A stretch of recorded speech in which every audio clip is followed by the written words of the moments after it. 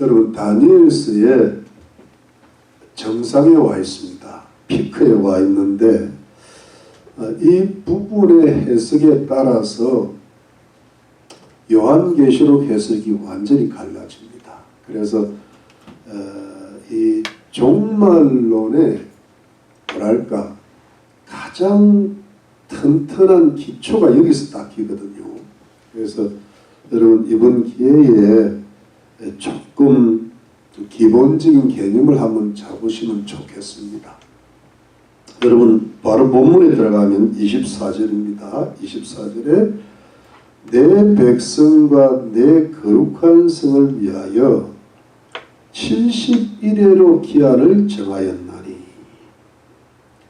내 백성과 내 거룩한 성을 위하여 70일에로 기한을 정하였나니 이때 내 백성과 내 거룩한 성이 무엇을 가리키는 것일까요? 여러분 다니엘의 백성과 다니엘의 거룩한 성이 무엇일까요? 유대인들이거든요. 그리고 예루살렘 성이에요. 여러분 우리가 이미 제가 말씀드렸다시피 여러분 이 부분이 중요한데 다니엘이 그 포로 생활 70년이 다 끝나가는 것을 예레미야서를 통하여 깨닫고 나서 하나님 앞에 금식하며 기도하는 장면이거든요. 그러면 자, 곧 한 2-3년 후면 앞으로 2-3년 후면 BC 536년에 고레서에 칙령이 발표된단 말이에요. 유대인들은 예루살렘으로 돌아가서 성전을 재건축하라.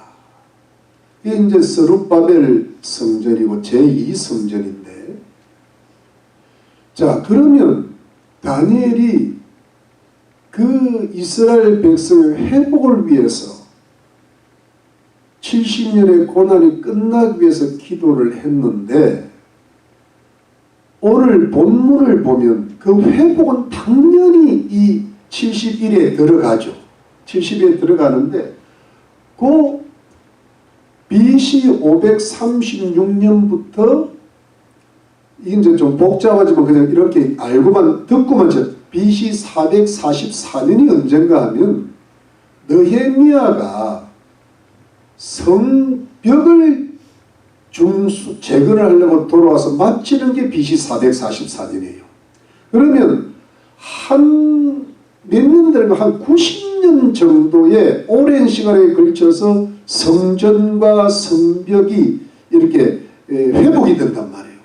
근데 그것은 당연히 70일에 들어가지만 70일에가 이걸 다 채우는 것은 아니란 말이에요. 그러면서 하나님께서 다니엘에게 주신 이 70일의 환상은 궁극적인 회복까지 가는 거예요. 그러니까 여러분 이것이 로마서 11장에 보면 이스라엘이 구원을 받잖아요. 이스라엘이 예수를 믿고 돌아오잖아요. 지금은 예수님을 안 믿지만 대부분이 안 믿지만 돌아오는 그 시점까지 가야 이스라엘의 궁극적인 회복이 온단 말이에요. 그 계시를 다니엘에게 다 주신 거예요. 그래서 이게 어떤 종말론적인데 그래서 여러분 자 내 백성과 내 거룩한 성이 70일에가 되어야 회복이 된다. 이 말씀은 물론 이것이 여러분 잘 들어보십시오. 이거를 처음부터 내 백성과 내 거룩한 성을요 예수 믿는 우리 하나님 백성 우리 포함해서 하나님 백성하고 내 거룩한 성을 신약 교회로 해석하는 그런 또 해석하는 성경학자들이 있는데 이렇게 되면요 이게 굉장히 복잡해집니다. 이 복잡해지는 게 왜 복잡해지는가를 설명하기는 너무 지금 시간이 없으니까 그러니까 이게 지금 그 이야기가 아니고 1차적으로는 뭐예요? 이스라엘의 회복이라고 얘기해요. 그리고 일단 눈앞에 보이는 회복이 있고 또 뭐예요? 궁극적 회복이 있고. 지금 여기에는 구약은 유대인들에게 하는 이야기란 말이에요. 예루살렘의 회복을 이야기하고 있단 말이에요. 자, 그래서 70일회가 지나야 지금 70일회가 지금도 안 지나고 있다는 거예요. 그러니까 이스라엘이 회복이 완전히 안 되는 거예요. 지금 이스라엘이 지금도 전쟁하고 있잖아요. 이 회복이 안 됐어요. 그러면 70일회가 맞춰야 되는데, 자, 여러분, 70일회가 뭘까 하면은요, 일단은 70 다음에 1회가 나오잖아요. 이 1회는 숫자적으로, 문자적으로는 7이에요. 7. 근데 1 week를 가리켜요. 문자적으로, 숫자적으로는 7일을 가리켜요. 한 주간을 가리키는데, 그럼 보세요. 71회가 문자적으로 하면 며칠이 돼요? 70 곱하기 7은 뭐예요? 또 여기서 40 하는 사람이 있으면 큰일 나는 거야. 490일 맞아요? 여러분 맞아요? 그러면 여러분 490일을 가리킬까? 이건 아닌 거예요. 왜냐하면 보세요. 지금 이 부분만 설명해도 1시간 걸리는데 그건 그러지 말고 지금 고레스 대왕의 칙령이 앞으로 2, 3년 후에 벌어질 텐데 그러면 2, 3년 되기도 490이면 2, 3년 또 채 못되잖아요. 그러면 이거는 490일이 아닌 거야. 됐죠? 그럼 두 번째 베드로후서 3장 8절에 의거해가지고 1000년이 하루 같다는 걸 가지고 설명하려고 하는 학자들이 혹 있어요. 이건 뭐냐 하니까 그러면 71에 70 곱하기 7 490일이 어떻게 490이 어떻게 되는가 하면 49만 년 돼요. 여러분 오늘 머리를 좀 씁시다. 응? 490 곱하기 1000 하면 어떻게 돼요? 49만 년 되면요. 응? 참. 정말 교수님이처럼 태어나 모르겠다. 49만 년 돼요. 연으로 하니까. 연이라고 일이 아니고. 그럼 49만 년 되면요. 지금 그 당시부터 지금까지 한 2500년밖에 안 지냈는데 49만 년이 되면은 말이 됩니까? 안 되는 거예요. 말 안 되죠? 근데 여러분 여기서요. 이 70 곱하기 여러분 잘 들어. 이거 좀 비싸게 잘 들어. 정신 차리고. 70 곱하기 7 할 때 이거를 상징적인 기간이다. 영적인 기간으로 해석하는 학자들이 꽤 많아요. 그래가지고 이거는 뭐냐니까 어떤 하나님께서 어떤 일을 성취하는 어떤 하나의 기간을 가리킨다. 이래가지고 그렇게 하면 어떻게 되는가 하면 여러분 이것이 이제 나중에 좀 설명을 하겠지만 70이라는 숫자가 처음에 7일에 두 번째 62일에 세 번째 1일에로 나눠지거든요. 그러니까 7 플러스 62 플러스 1이 되면 70이 된단 말이에요. 근데 나머지 한 일회를 전체적인 신약 시대, 교회 시대라고 해석하는 학자들이 굉장히 많습니다. 나머지 한 일회를 그러면요 요한계시록에 가면 일회 이야기가 나오는데 그러면 요한계시록 해석이 완전히 달라지는 거예요. 그러니까 요한계시록 그렇게 보면 지금 우리가 한 일회에 들어가 있는 거죠. 그런데 결론적으로 말하면 한 일회는 아직 오지 않았는데 그렇게 풀면 그렇게 된다는 거예요. 그래서 여러분 여기서 가장 올바른 해석은 70 곱하기 7 490은 1일이 1년이다. 그럼 몇 년이 돼요? 490년 되죠. 그런데 그러면 491일을 1년으로 해석하는 성경적 근거가 있냐? 있습니다. 제가 일일이 찾을 수 없는데 잘 보십시오. 이스라엘 백성이 40일 동안 가나안 땅을 정탐하다가 실패했잖아요. 그러니까 하나님께서 몇 년 동안 광야를 방하게 하십니다. 40년이나. 그때 민수기 14장에 보면 1일을 1년으로 계산해서 이렇게 나옵니다. 그리고 여러분 잘 보십시오.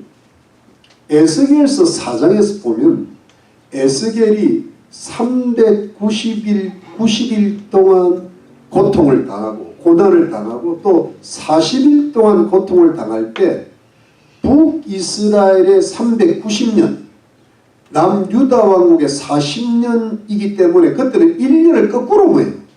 1일로 계산해서 이 다니엘이 430일 동안 고난을 당하게 하는 거예요. 그러니까 1일을 뭐예요? 1년으로 계산한 거예요. 그러면 여러분 어떻게 되는가 하면 7 플러스 62 플러스 1이 되면 어떻게 되는가 하면 49년 플러스 434년 플러스 나머지 7년 이렇게 됩니다. 그러면 전체 합해서 490년이 됩니다. 근데 여기서 더 확실한 거는, 가장 확실한 거는 뭐냐 하니까, 여러분, 웬만하면 오늘 성경이 하도 복잡해서, 자, 보세요. 여러분, 잘 들으시면 이해가 돼요. 다니엘서 7장 25절에는 한때, 두때, 반때라는 말씀이 있었죠. 기억나죠? 이게 1 플러스 2 플러스 0.5 하면 3.5가 나온다고. 이게 이제 7년의 후 3년 반을 가리키는데 어떻게 한때, 두때, 반때가 3년 반이 될까? 때인데 왜 이 때를 연으로 해석을 했을까 하면은 요한계시록 13장에 보면요. 이걸 42달이라고 나와요. 이해가 되시죠? 요한계시록 11장에 보면요. 1260일이라고 나와요. 42달이 뭐예요? 3년 반이에요. 1260일이 뭐예요? 3년 반이에요. 그러면 이것이 1일을 1년으로 계산하는 것이 가장 올바른 해석이라는 것을 알 수가 있습니다. 여기까지 이해되셨죠? 그래서 70일에는 몇 년이다? 490년이다. 7 플러스 62 플러스 1은 뭐냐 하면은 49년 플러스 434년 플러스 7년이다. 합쳐서 뭐죠? 490년이다. 이해되시죠? 이해되시죠? 좀 이해되시죠? 하면 네 하라고 하면 어디가 듣나? 자, 보십시다. 여러분 24절 봅시다. 24절에 내 백성과 내 거룩한 성을 위하여 70일에로 기한을 정해. 그럼 몇 년 걸린다는 거예요? 490년. 자, 490년이 지나는데 허물이 마치며 죄가 끝나며 죄악이 영속되며 영원한 의가 드러나며 이상과 연이 응하며 또 지극히 거룩한 자가 기름 부음을 받으리라. 여러분 여기서 허물이 마치며 죄가 끝나며 죄악이 영속되며 영원한 의가 드러나며 이상과 연이 응하며 또 지극히 거룩한 자가 기름 부음을 받으리라. 요 부분이 여러분 잘 보세요. 70일에가 끝나면 요리된다는 거거든. 70일에 끝나면 요리된다는데 요것이 그러니까 490년이 지나면 이렇게 된다는데 요 부분이 굉장히 논쟁이 많은데 제가 여러분들한테 여쭤볼게요. 요것은 예수님 초림을 가리키는 것 같아요? 예수님 재림을 가리키는 것 같아요? 초림 같아요? 재림 같아요? 초림 손 한번 들어보세요. 내려보세요. 재림 손 한번 들어보세요. 내려보세요. 잘 모르겠는데 해보세요. 내려보세요. 요 부분을 유명한 목사님들이나 학자들이 조림으로 많이 해석을 했어요. 그 중에 이제 대표적인 인물이 로이드 존스, 그리고 한국의 그 유명한 주경신학자인 박윤선 박사님이 이렇게 해석을 했어요. 근데 여러분,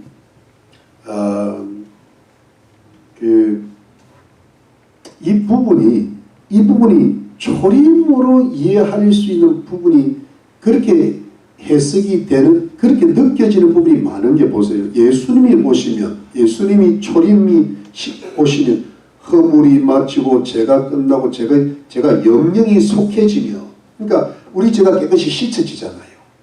맞죠? 그런데 영원한 우리가 의인이 되잖아요.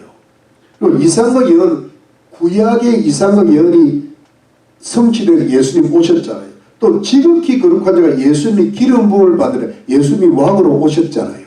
그러니까 예수님 초림처럼 느껴지는 부분이 너무 많은 거예요. 이게. 맞죠? 그런데 여러분,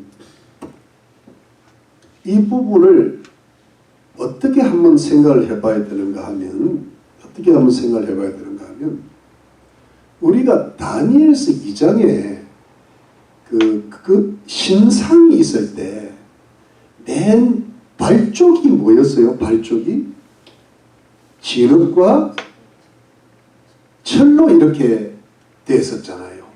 그런데 그 진흙과 철의 나라가 예수님의 초림 때 나라인지 아니면 예수님의 재림 때 나라인지 제가 그때 설명을 드렸는데, 그러면서 제가 뭐라고 말씀드리는가 하면, 대체적으로 올바른 해석이 예수님 초림 때부터 재림 때라고 말씀을 드렸어요. 그러면서 시소 있죠.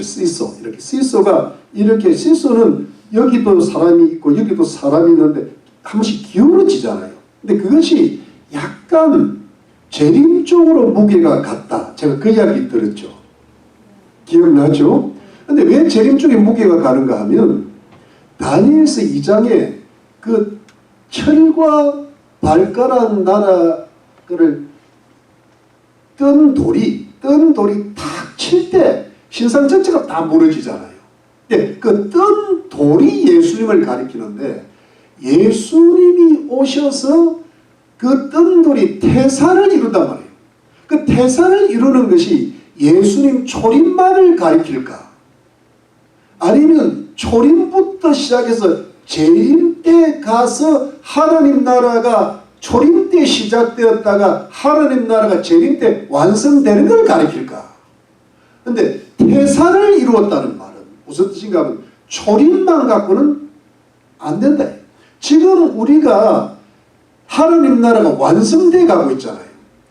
아직도 태산이 안 돼서 예수님 당시에는 뜬 돌이 시작됐을 뿐이야. 근데 지금도 점점 이렇게 이방인의 수가 차고 앞으로 유대인의 수가 차가고 71회가 맞춰야 태산을 이루어서 하나님 나라가 완성되는 줄로 믿는 겁니다. 여러분. 그러니까 이게 초림도 있고 재림도 있는데 완성이 어디 쪽이냐면 재림 쪽으로 가 있다고. 여러분 자 보십시오. 다니엘서 9장에도 마찬가지죠. 네 짐승이 나왔는데 마지막에 괴물 짐승이 나왔는데 그 괴물에게서 10뿔이 나오고 거기서 작은 뿔이 나왔잖아요. 근데 그 작은 뿔이 마지막 종말에 올 절 그리스도라고 이야기했는데, 그 적 그리스도를 하나님께서 심판하실 때 구름을 타고 오는 인자 같은 이가 있다 그랬단 말이에요. 그 인자 같은 이를 예수님께서 인자라고 표현할 때 그 자신을 인자로 표현할 때 그것이 다니엘서 7장에 나오는 그 말씀이 그 뿔이라 그랬단 말이에요. 그런데 하늘 구름을 타고 오시는 분은 예수님 초림일까 재림일까? 재림이죠. 초림은 하늘 구름하고 관계없어요.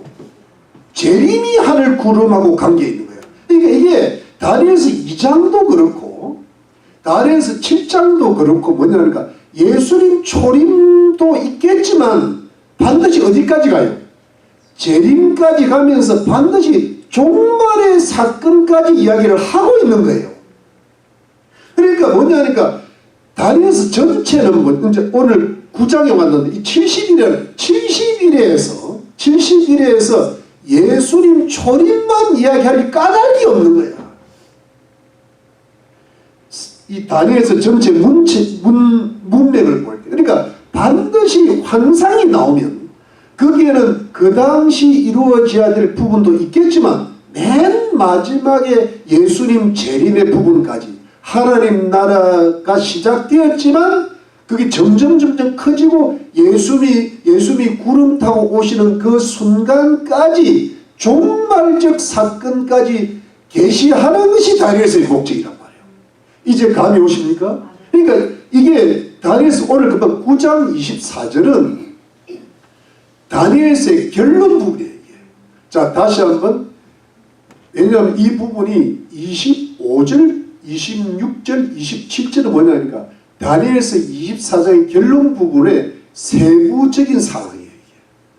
그러니까 지극히 여러분 보세요. 자, 허물이 마치고 다시 봅니다. 자, 다시 봅니다.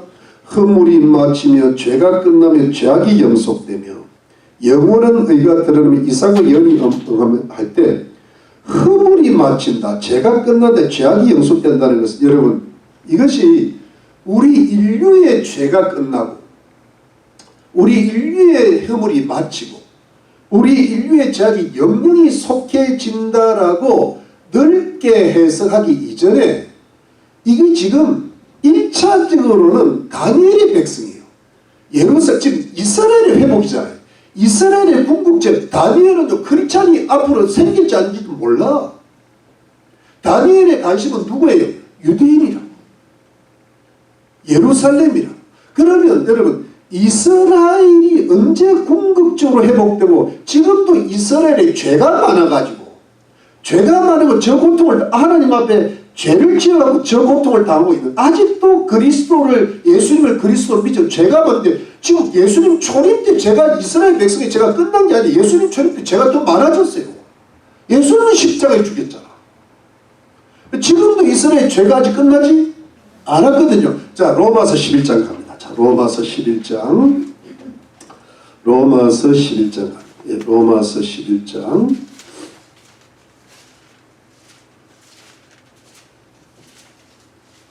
자, 로마서 11장 한번 가볼게요. 25절 255페이지 찾으셨어요? 네. 형제들아 너희가 스스로 지의 땀을 명기 위하여 이 비밀을 내가 모르기를 내가 원치 않아오느니 이 비밀은 이방인의 많은 수가 들어오기까지 이게 이제 한국 사람, 미국 사람, 일본 사람 다 들어갑니다. 이스라엘들은 이스라엘이 여전히 완악합니다. 죄를 짓는 26절 그리하여 온 이스라엘의 구원을 얻으리라 기록. 이제 이스라엘의 구원을 얻을 때가 오는데 구원자가 시온에서 오사 야곱에게서 경건치 않은 것을 돌이키고 내가 저희 죄를 없이 할 때 이 부분이죠. 이때 이스라엘 죄가 없어지는 거예요. 없이 할 때 저희에게 이루어질 내 이때 이스라엘을 향한 언약이 다 이루어지는 거예요. 이루어지는데 이것이 함과 같으니라. 여기까지. 그러니까 여러분 이방인의 수가 구원받은 수가 가득 차야 되는 지금 이제 우리가 이방인이잖아요. 이방인이 지금 점점 차고 있거든. 그런데 이방인의 수가 다 차고 이스라엘의 완악한 마음이 없어지고 이스라엘이 구원받을 때가 뭐냐면 근데 왜 이스라엘이 회복되고 이스라엘이 구원을 받겠어요? 죄가 끝나니까. 그러니까 지금도 이스라엘의 죄가 끝나는 과정 속에 있는 거예요. 지금. 아직도 죄가 안 끝난 거예요. 그러니까 여러분 죄가 없어진다는 것은 언제를 가리키는 예수님 초림 때 예수님 재림 때예요. 재림 때라고요. 그러니까 항상 종말적으로 보는 게 맞다는 거예요. 네. 그래서 이게 어떤 학자는 이거는 재림만 가리킨다는 사람이 있어요. 근데 저는 조금 마드리티하고 가고 싶어요. 초림부터 재림까지인데 재림 쪽의 무게가 실려있고, 왜? 종말은 재림이니까. 초림은 종말이 아니거든. 말세의 시작이거든. 말세의 끝이 종말이돼. 여러분 믿습니까? 예, 그렇게 되는 겁니다. 그래서 이제 여러분, 자, 그래서 다시 돌아갈게요. 자, 우리 다니엘서 9장 말씀, 다니엘서 9장 말씀. 자, 여러분 한번 찾아봅시다. 천천히. 다니엘서 9장 말씀에, 그래서 24절 맨 끝에 보면 이상과 예언, 이제 이스라엘에 대한 모든 이상과 예언이 예수님 초림 때 이루어지는 게 아니라 어디요? 예수님 재림 때 이루어지는데, 또 지극히 거룩한 자가 기름 부음을 받을 때, 이때 예수님을 가리키는데, 예수님이 기름 부음을 받는다는 것이 언제는 예수님 재림 된 거예요.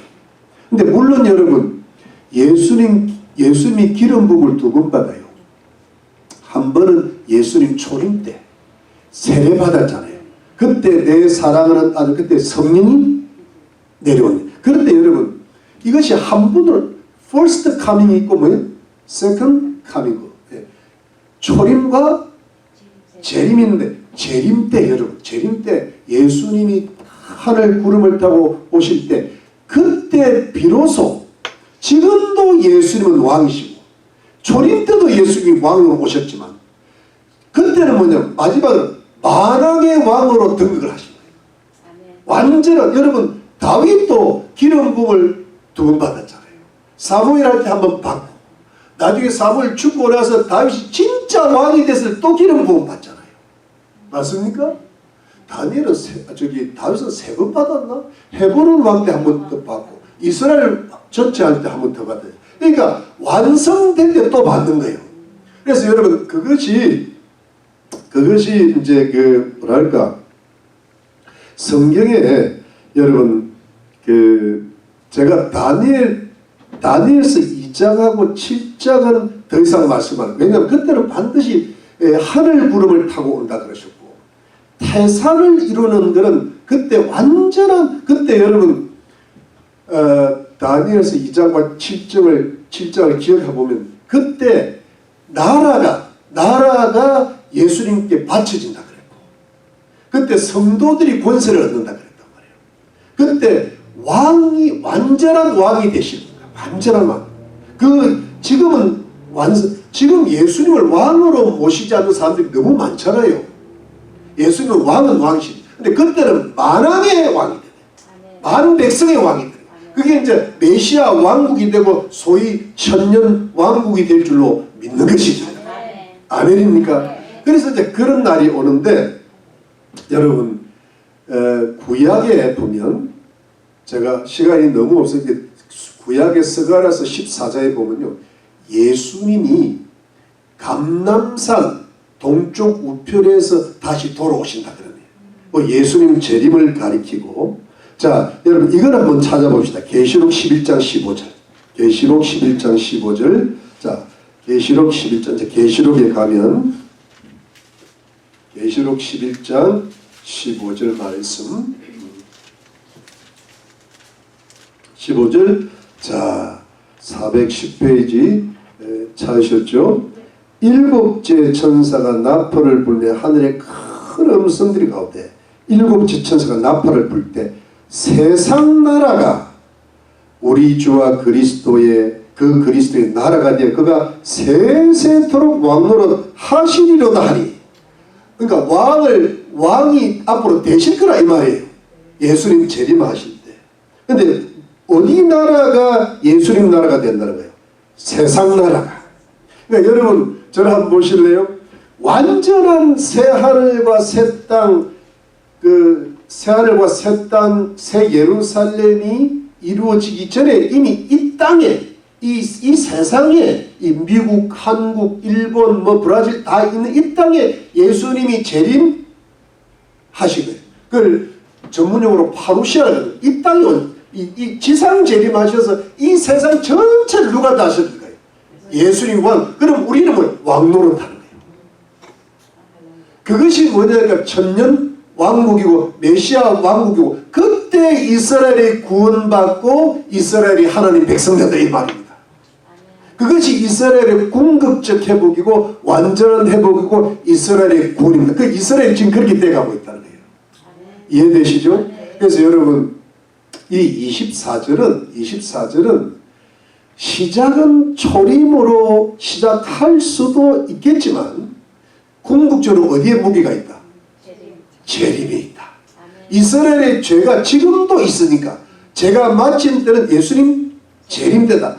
지금도 예수님은 왕이시지만 완전한 왕이 될 때는 언제다? 예수님 재림 때다. 여러분 믿으십니까? 네. 아멘이시죠? 네. 이겁니다 여러분. 자 그러면 이제 세부적인 사항으로 들어가겠습니다. 다니엘서 9장 25절 갑니다. 자 25절 말씀 25절에 그러므로 이제 결론은 끝난 겁니다. 결론은 끝났는데 이제 세부 사항이 들어요. 그러므로 너는 깨달아 알지니라. 예루살렘을 중건하라는 영이 날 때부터 이게 이제 회복입니다.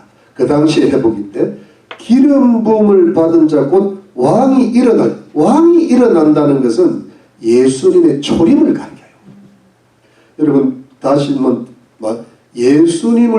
예루살렘을 중건하라는 영이 날 때부터 이걸 대체적으로 BC 536년에 고레스의 칙료로 보는데 자 기름 부음을 받은 곧 왕이 이때 왕이 일어난다는 말은 예수님 초림인 거예요.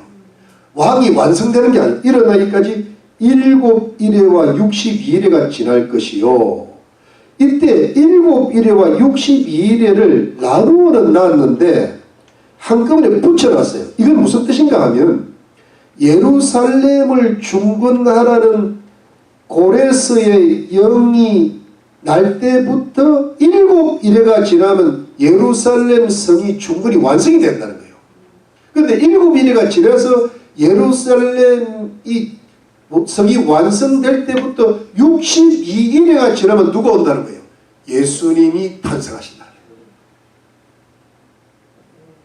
여러분 조금 복잡하게 좀 이해가 되셨죠? 자 그때 지날 것이요. 그때 곤란한 동안에 성이 중건되어 그리가 해자가 이루고 이때 성이 중건되는 때가 언젠가 하면 7일에가 지날 때인데 이때가 언제냐면 여러분 기억나죠? 우리 느헤미야 할 때 기억나죠? 느헤미야가 성을 중건할 때 얼마나 반대가 심했어요. 아주 그냥 그 옆에 사마리아 사람들이 그 성 중건 못하게 하고 막 느헤미야 죽이려고 야단 날섰는데도 아주 그냥 병기를 손에 잡고 한 손에는 병기 잡고 한 손에는 건축을 이래서 그냥 겨우겨우 했잖아요. 그러면서 성을 중건했는데 거리와 해자가 이럴 것이며 거리와 해자는 뭐냐 하니까 이제 예루살렘 거리도 만들고 해자라는 것은 뭐냐 하니까 어떤 성벽 주위를 이렇게 도랑을 깊이 사가지고 물이 흐르게 해서 그 성을 바로 공격하지 못하게 이런 게 그러니까 예루살렘 성이 완전히 완성되는 거예요. 근데 그것은 뭐냐 하니까 7일의 후에 그러면 예루살렘 성이 완전히 완성되고 나서부터 예수님 오시기까지가 몇 일에? 62일에. 그러면 잘 보십시오. 49년이 지나면 BC 530년 고레스의 칙년부터 49년이 지나면 성이 완성되고 나서 62일에 434년이 지나면 누가 오신다는 거예요? 예수님이 일어난다는 거예요. 그러면 아직 뭐가 남았어요? 한 일에 남았잖아요. 그거는 나중에 이야기예요. 자 그러면 여러분 여기서 절 보십시오. 여러분 절 보세요. 여러분 제가 지금 25절을 설명을 할 때 이렇게 말씀드렸습니다. 25절은 7 플러스 62까지입니다. 7일에 플러스 62일인데 이게 49년 플러스 434년이 됩니다. 그러면 이게 합쳐서 뭐냐면 483년이 아직 7년 남았어요.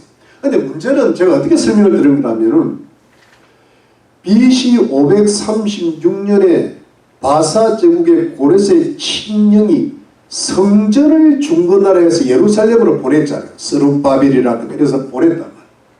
그래가지고 느헤미야 때에 아주 곤란한 동안에 거리와 해자가 이루면서 성이 중간까지 완전히 완성이 되는 거예요.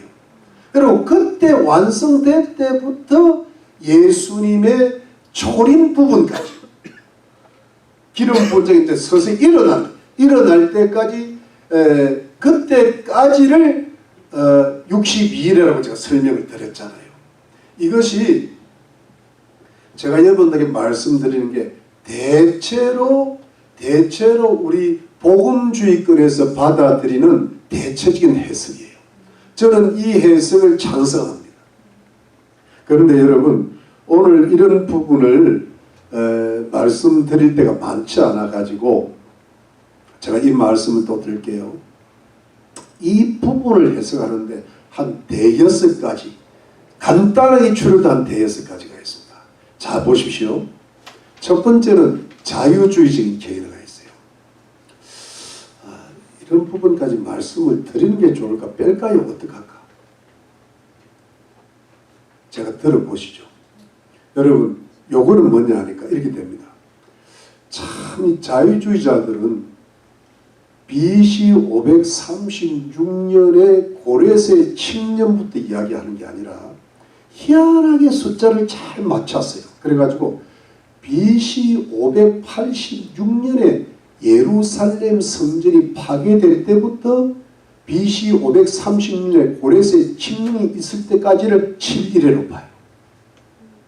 그리고 BC 536년 고레스의 칙령부터 제가 저번 시간에 말한 안티오쿠스 에피파네스 사세 셀루쿠스 왕조의 작은 뿔이 일어나기까지, 그때가 BC 171년으로 보는데 그때를 62일이라고 봐요. 그리고 마지막 한 일회를 BC 171년부터 BC 165년까지 예루살렘에 침략해가지고 거기에 막 그냥 제우스 우상을 세우고 돼지 피를 뿌리고 하나님을 대적하고 유대인들을 핍박한 그 사건이죠. 그걸 마지막 한 일이라고. 이러면서 이미 뭐냐면 우리로 보면 이미 오래전에 지나간 사건이고 종말하고 관계가 있다 없다? 없는 거예요. 근데 이거는 그리 때문에 어떻게 되는가 하면 오늘 이게 얼마나 황당무계한 해석인가 하면 기름 부으신 자가 일어난다는 것은 예수님 초림을 가리키는데 그렇게 해석하면 예수님 초림 전에 벌써 끝나버린 거예요. 이해가 되죠? 이거는 말도 안 되는 절대 아닌 사건입니다. 그런데 두 번째, 여러분 잘 들어보십시오. 상징적 견해가 있어요. 영적 견해가 있는데 이것은 뭐냐 하니까 이 영적 견해 중에 이런 영적 견해가 참 다양해요. 예를 들어 처음에 7일에 49년을 그러니까 상징적 견해니까 49년이 중요한 게 아니라 그 영적 기간으로 해석해버려요. 그래서 고레스부터 그리스도의 초림까지로 잡아버려요. 그러면 뒤에 62일에를 뭐냐면 전체 신약 기간으로 잡아버려요. 그리고 다행히 마지막 한 일에는 그리스도의 재림 직전에 적 그리스도의 활동 시대를 잡는데 황당한 것은 62일에를 그리스도의 초림부터 재림까지 전체 신약교회 신약시대 교시대를 잡아버린 거예요. 이것은 뭐냐 하니까 문맥에 맞지가 않아요. 그리고 또 어떤 견해가 있는가 하면 처음에 7일회를 고레스의 칙령부터 성중건 시대까지 보는데 또 62일회를 예수님 초림까지보다 초림이지만 완전히 성층까지도 보면서 마지막 한 일회를요. 마지막 한 일을 전체 교회 시대, 신약 시대로 보는 경우가 또 있어요. 그런 해석이 참 많습니다. 지금이 우리가 한 일에 속해 있다. 이렇게 보는 경우가 있습니다. 그런데 여러분, 그런 영적인 견해가 있는데 아까 전에 제가 처음에 24절을 설명할 때 예수님 초림으로 보는 경우가 있다 그랬잖아요. 그거를요. 마지막 25절, 26절, 27절까지 전부 초림으로 보는 학자들과 목사님들이 꽤 많습니다. 거기에 이제 로이드 존스가 들어간다고 그랬잖아요.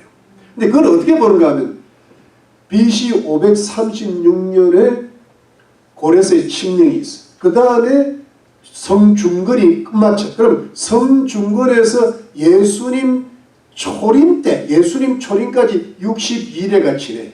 그럼 마지막 한 일회가 뭐냐면 예수님이 십자가에 죽으시고 AD 70년에 로마의 디도 장군이 예루살렘을 멸망하는 것까지 그게 한 일회라는 거예요.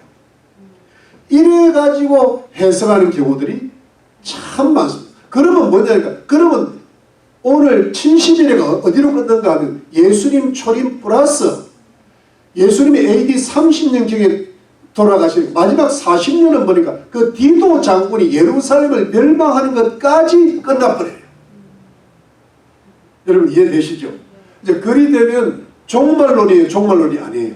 종말론이에요. 근데 제가 처음에 말씀드린 게 그렇게 해석할 수도 있지만은 다니엘서 전체 문맥에 맞지가 않다. 왜? 예수님 재림 부분이 지금 오고 있는데 뜬돌이 태산을 이루고 있는데 하늘 구름을 타고 그리스도가 오시는데 예수님 초림으로 끝나면 안 돼요. 전체가 같이 가고 있는 거죠. 그래서 여러분 그 해석은 아니다. 무리가 있다. 그런데 여러분 그래서 어떻게 하면 자 그 다음에 여러분 많이 들어보셨을 텐데 이 부분이 중요해요. 세대주의적 견해가 있어요. 이 세대주의의 종말론은 이렇게 됩니다. 어떻게 되는가 하면 자 여러분 잘 보세요. 오늘 이 부분 다 못하겠네. 그래도 괜찮겠죠? 네, 아는 게 여러분 성을 중건하라는 명령이 시작될 때부터 70일가 시작되는데 세대주의자들은 어디에다가 아니 문자적으로 깊이 받는가 하면 BC 536년에 고레스의 칙령은 성전을 중건하라 그랬지 성중건하라는 말이 아니었다는 거예요. 무슨 말씀인지 알겠어요? 그래가지고 이걸 어디다 잡는가 하면 두 번째 포로에서 들어온 에스라가 들어온 때가 BC 457년이에요. 아닥사스당 7년 때인데 그때부터 딱 잡으니까 457년에서 49년이 딱 지나면은 408년이 되는데 408년부터 성주굴이 완성된 408년부터 434년을 잡으니까 AD 26년이 돼요. 이때 AD 26년이 뭐냐 하니까 예수님이 세례받았을 때요. 여러분 세대주의라고 들어보셨죠? 이 종말론이 굉장히 강한 보수주의 학파 중에 하나인데 우리 개혁주의에서는 그렇게 좋아는 안 합니다. 그러니까 여러분 제가 지금 무슨 말씀을 드리는가 하면 그건 제가 마지막 드립니다. 그래서 여러분 AD 457년 플러스 49 해갖고 BC 536년 BC 408년 그 다음에 AD 26년에서 전체를 뭐냐면 483년으로 잡습니다. 그리고 그 다음에 여러분 그 유명한 공백기가 나옵니다.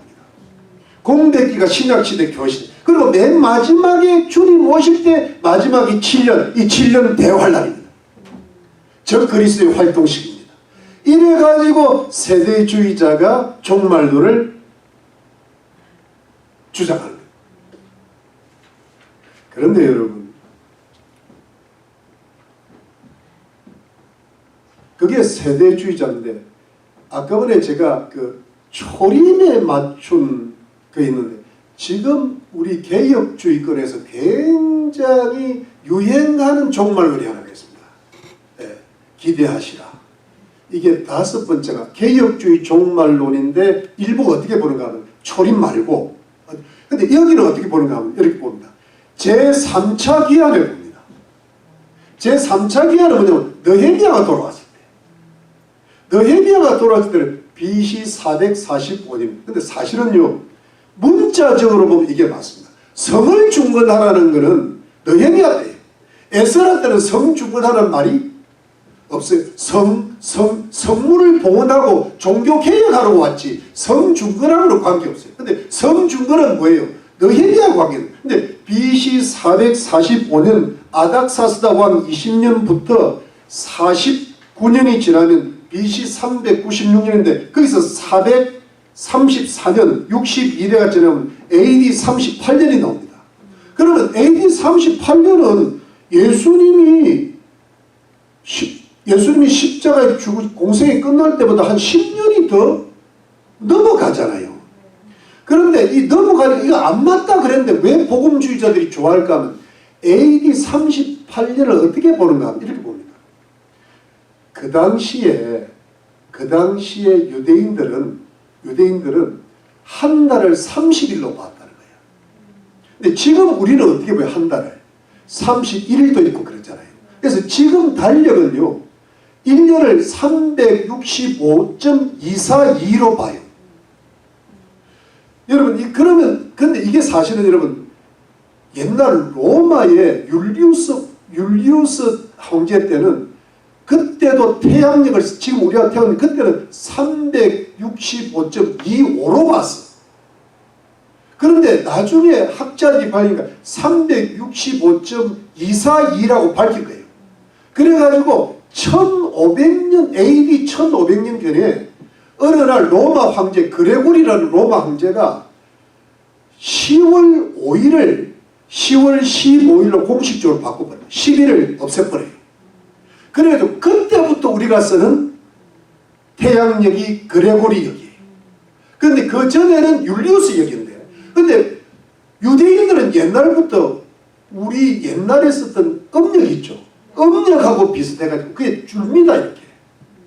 그러니까 주니까는 태양력으로는 AD 38년이지만 이게 줄면은 AD 30년 정도가 된다는 거예요.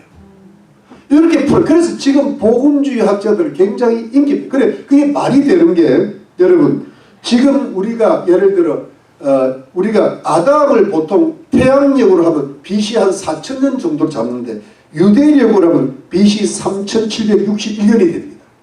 그리고 AD 1995년은 유대력은 AD 1756년이 확 줄어버리죠.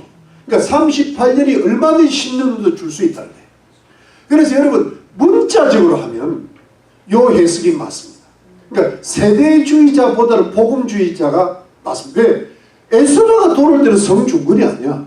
근데 느헤미야가 돌을 때는 성중근이 맞아요. 그런데 여러분 그래서 성중근이 맞는데 그러면서 개혁주의의 공백기간이 있습니다. 62일 후에 공백. 그리고 마지막 한 주간을 7년 대환란이라고 적그리스 활동시기로 봅니다. 이것이 굉장히 인기를 얻고 있는 것은 사실입니다. 그런데 여러분 제가 볼 때는 여기 보세요. 제가 볼 때는요 이거를 조금 두리뭉실한 경향은 있지만 숫자적으로도 풀고 상징적으로도 풀고 싶은 마음이 있어서 BC 536년에 고레스의 칙령부터 저는 시작하고 싶습니다. 왜냐하면 지금 다니엘이 지금 70년이 마치는 걸 기다리면서 이렇게 회복이 되는데 회복이 성을 회복한다는 성전 회복이 들어간다고 나는 보는 거예요. 성전 회복이.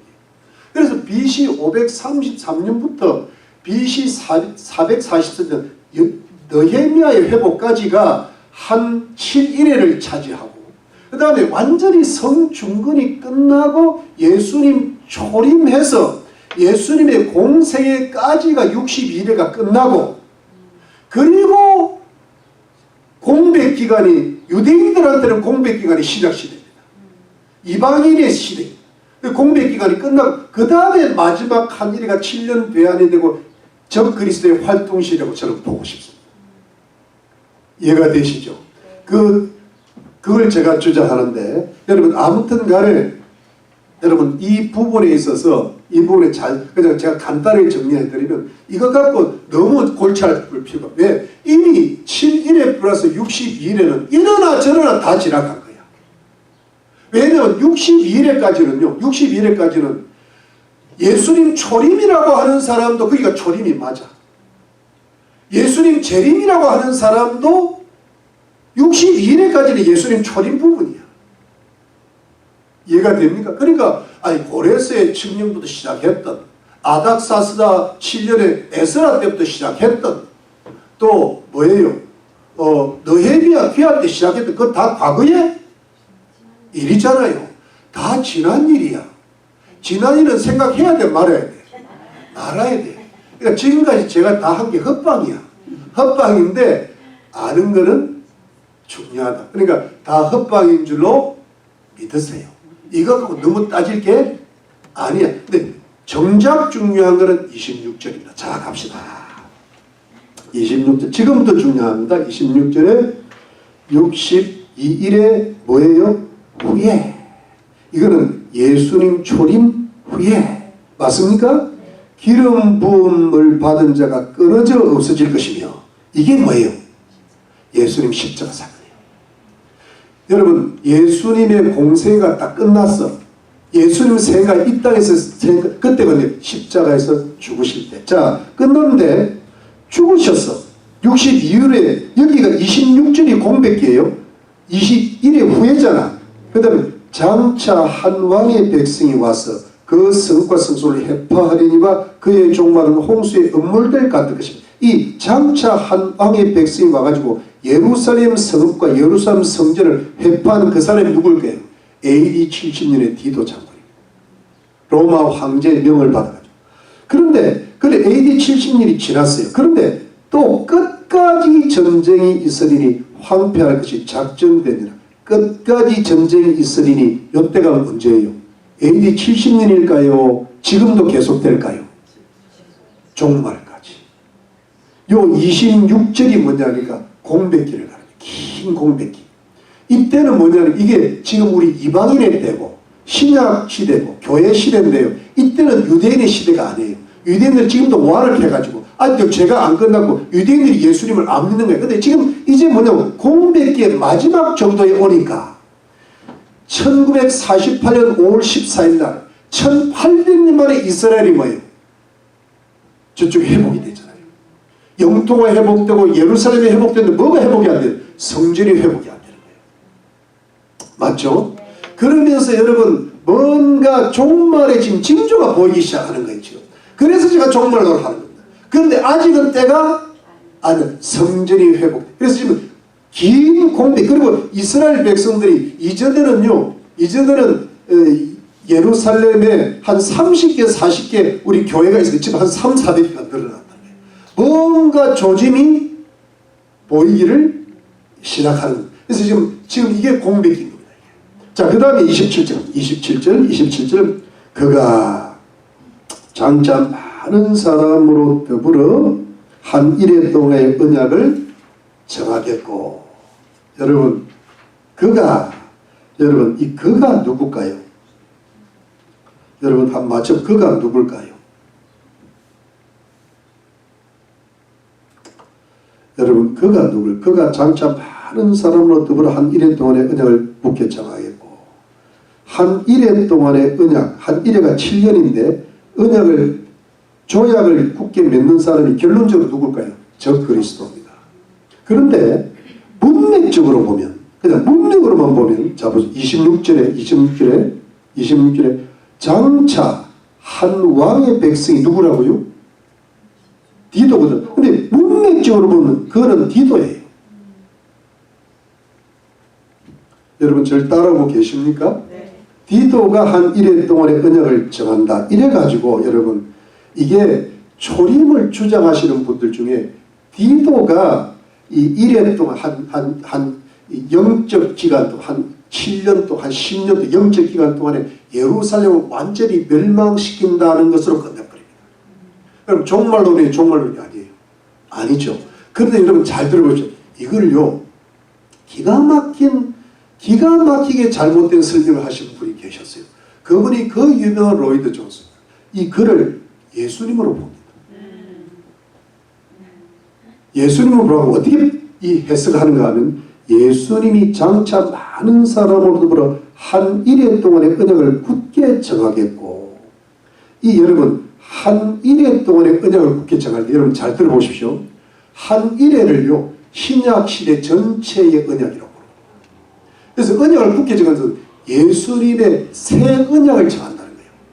그래가지고 뭐냐니까 그가 예수님이 그 일의 절반의 제사와 예물을 금지할 것이며 예수님이 제사와 예물을 금지한대. 이것은 무슨 뜻인가 하면 여러분 예수님이 오셨는데도 이스라엘 백성들이 제사 드릴 수 있고 예물 드릴 수 있잖아요. 그걸 못하게 하면, 그걸 그렇게 하면 잘못된 거라는 거예요. 신령과 진정으로 예배를 드려야지 구약제사 드리면 금지한다는 거예요. 그 다음에 보세요. 또 잔포하여 미운 물건이 날개를 의지하였을 것이며 또 이미 정한 종말같이 진노가 황폐케 하는 자에게 쏟아지라. 이 잔포하여 미운 물건을 뭐라고 보는가 하면은 예수님이 이미 오셨는데 거기다가 소와 양을 바치는 거 있죠. 그게 미운 물건이라는 거예요. 그래가지고 예수님이 구약의 모든 제사주들을 폐기하고 새 언약을 맺는 걸로 끝난다. 이렇게 해석을 해요. 그런데 여러분, 그는 문맥적으로 그리스도가 올 수가 없습니다. 이 문맥적으로 누구예요? 디도예요. 그런데 여러분, 왜 이 디도를 적 그리스도로 해석을 하는가 하면 잘 들어보세요. 바로 위에 디도 때는 공백기잖아. 공백기인데 왜 디도가 오다가 공백기가 끝나니까 적 그리스도가 오는가 하면 그가 장차 하면은 디도와 같은 성품을 가진 자라는 것입니다. 근데 이것이 왜 문맥적으로 만든가? 여러분, 이 부분이 굉장히 중요한데 조금만 정신 차립시다. 오늘 목록하신데 조금만 여러분 잘 들으면 이 부분이 굉장히 중요한데, 여러분, 이 다니엘서는요, 다니엘서 7장과 다니엘서 8장의 작은 뿔이 각각 나오는데, 다니엘서 7장의 작은 뿔은 종말에 일어날 적 그리스도를 가리키고, 다니엘서 8장의 작은 뿔은 헬라 시대의 마지막에 셀루쿠스 왕조에 태어난 안티오코스 에피판에서 사세를 가리켜요.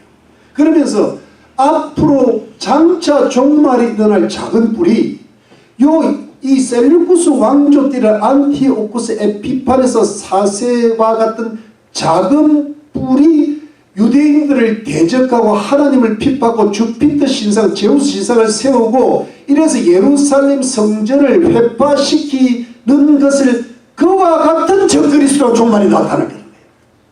자, 그러면 여러분, 앞으로 다니엘서 11장도 하고 다니엘서 12장도 할 텐데, 다니엘서 11장에 대체로 나타나는 그 어떤 그 인물은 안티오쿠스 에피판의 사세가 다시 나타납니다. 근데 안티오쿠스 에피판의 사세가 이스라엘 백성을 굉장히 괴롭히고 하나님을 대적할 텐데, 그것이 다니엘서 11장 말과 12장으로 넘어가면서 그게 자연적으로 적그리스도로 바뀌어버려요.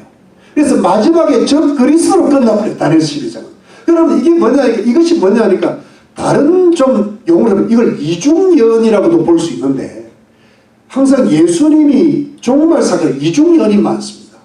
여러분, 자, 구약에요, 천년 왕국과 새하늘과 새 땅을 할 때 이걸 함께 뭉뚱그려 보는 경우가 많습니다. 이게 뭐냐니까, 선지자의 예언은, 이거 약간 팁인데, 선지자가 몇 천년 후의 일을 예언할 때는요, 산봉우리들이 천년 왕국이 있고 저쪽에는 새하늘과 새 땅이 있는데, 한 멀리서 보면 천년 왕국이랑 새하늘 새 땅이 똑같은 거예요. 이게 같이 뭉뚱그려서 하나님 나라를 그려버린 거예요. 그것처럼 작은 뿔, 곧 닥칠 적 그리스도의 모형인 작은 뿔과 실제 적 그리스도와는 같은 선상에서 이걸 이중적으로 예언할 때가 있습니다. 이게 그 부분이라는 거예요. 디도가 오지만 디도와 같은 이가 앞으로 나오게, 그분이, 그 사람 누구예요? 적 그리스도라는 거예요. 근데 이게 그리스도라고 해석하는 말도 안 돼. 왜냐하면은 이것도 문맥으로 보면 다니엘서 2장, 다니엘서 7장 다 보면 이 성전을 회파하거나 하나님을 대적하거나 언약을 맺거나 하는 것은 전부 적 그리스도의 모형이 하고 적 그리스도가 하는 거지, 그리스도가 하는 일은 절대 없어요. 제 말이 무슨 뜻인지 알겠어요? 그러니까 이분은 뭐냐면 디도와 같은 진짜 악한 이가 종말에 온다. 여러분 이해되시죠? 자, 그 다음 가겠습니다. 그 다음은 그러니까 한 일해 동안에 언약을 굳게 정하죠. 이때 여러분 한 일해 동안은 뭐냐 하니까 7년 평화조약이 맨 마지막에 이루어지는데, 제가 이 부분도 좀 더 할 수 있지만 오늘 이걸로 끝낼까. 여러분 7년 대환란, 여러분 보세요. 7년 대환란이 요한계시록에 전 3년 반, 후 3년 반으로 기록되는데, 요한계시록을 자세히 보면요, 7년 평화주의 중에 앞에 3년 반은 이스라엘과 평화시대입니다. 근데 이스라엘을 핍박하기 시작하니까 후 3년 반에 이스라엘 핍박이 시작하니까 이스라엘 백성들이 그 적 그리스도가 아니라 엔타이 그리스도라는 걸 알고 그때 후회하면서 적 그리스도한테 핍박을 받으면서 정신을 차리고 할 때 그리스도가 오시는 거예요. 그때 예수님이 그리스도를 깨닫고 구원받게 된다는 겁니다. 이해되시죠? 근데 여러분 여기서 한 가지 팁은 뭐냐 하니까 세대주의자가 어디서 실수를 하는가 하면 세대주의라가 디스펄스 해가지고 성경부터 종말까지 7세대를 나누는데요. 마지막 6번째 시대가 교회 시대고 7번째 시대가 천년왕국 시대가 나오는데 이 교회 시대에서 7년 환란을 빼버립니다. 그러니까 세대주의자들은 휴거가 환란 전에 일어난다는 거예요. 7년 마지막 한 1회에서 1회 전에 공중휴거돼서 7년 동안 하늘에 호린잔치하다가 7년 후에 이 땅에 내려온다. 그러니까 뭐냐니까 환란 전 그 교회 시대에서 7년을 빼버리니까 교회는 7년 전에 올라가요. 그래서 이 사람들은 7년 환란을 이야기할 수밖에 없어요, 여러분. 그런데 여러분 이것이 그래서 이제 여러분 내가 이거를 저는 목사님 이름을 거론하고 싶지가 않아요. 그런데 하도 유명한 분이 너무 강하게 주장을 하니까 제가 팁을 말씀드렸는데 저는 그분은 참 좋은 분이라고 생각합니다. 존경할 만한 분인데 정동수 목사님 있죠. 그분이 7년 환란을 그렇게 강하게 주장하십니다. 잘못되셨어요. 근데 왜 잘못되신가 하면 다르게 잘못된 게 이분은 세대주의 신학을 고수하고 있기 때문에 그 이상도 이하도 아니 주로 침례교가 그런 부분이 많습니다. 그런데 아니에요. 왜 아니냐 하면 그래서 뭐냐면 어떻게 되는가. 근데 왜 이분이 이렇게 연구를 해보니까 그 7년 환란 있죠. 잘 들으면 요거 제가 맞출게요. 7년 대환란은 유대인들만에게 해당된다.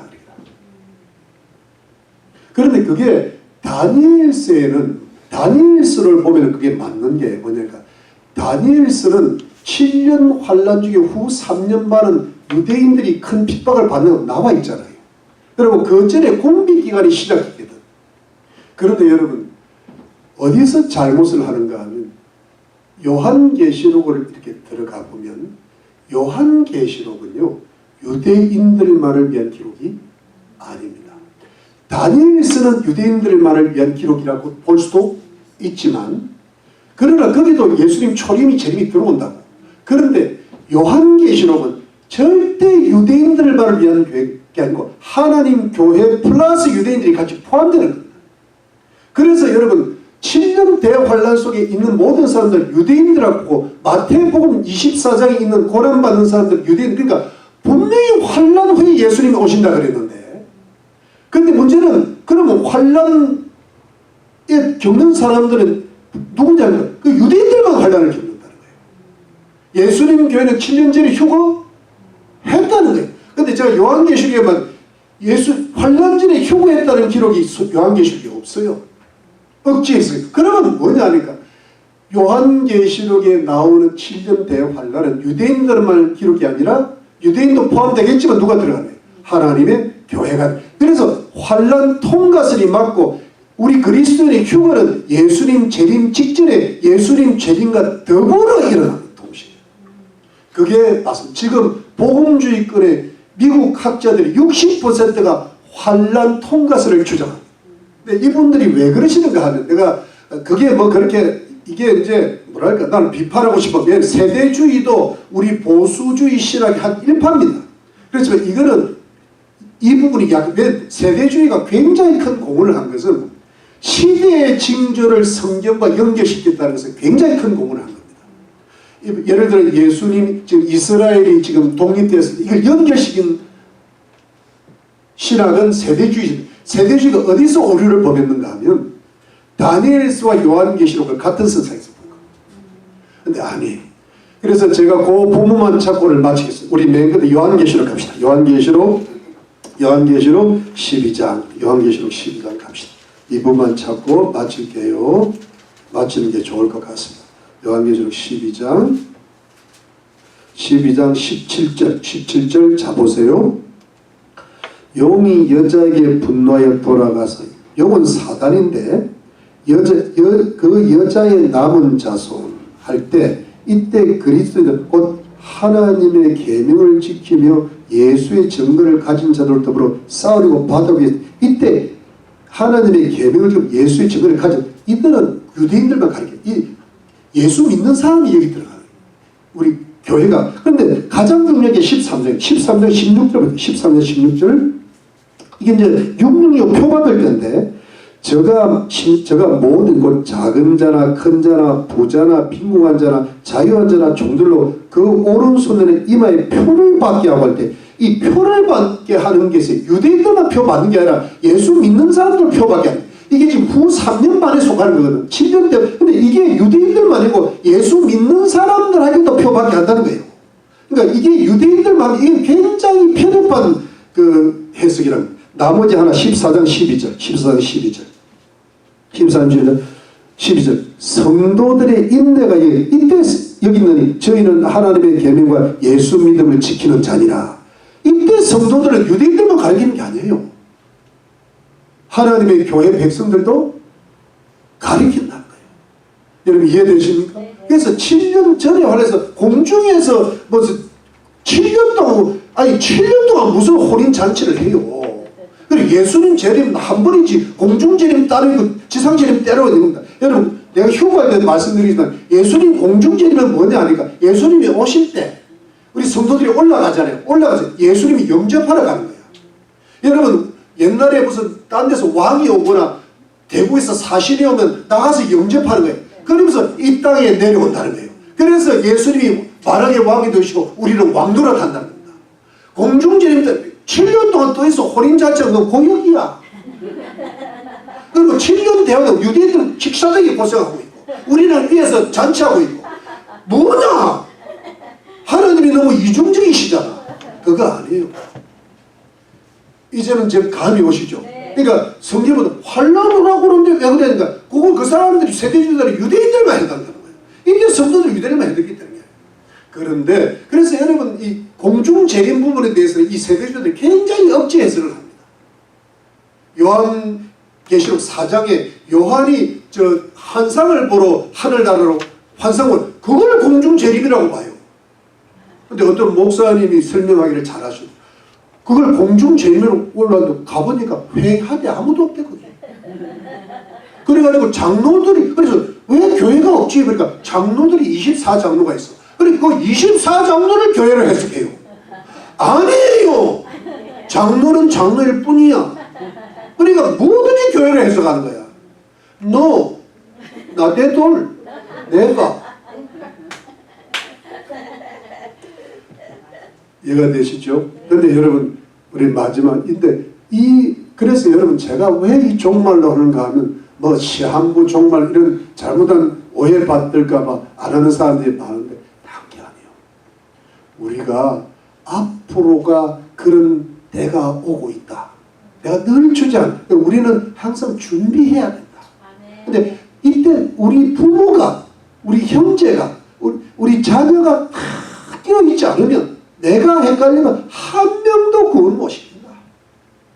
여러분 아브라함이 진짜 껴있는 사람이니까 롯이 겨우 구원받았잖아요. 롯만 구원받은 게 결국 딸들도 구원받지 모압되고 암몬 조상되고 말았잖아요.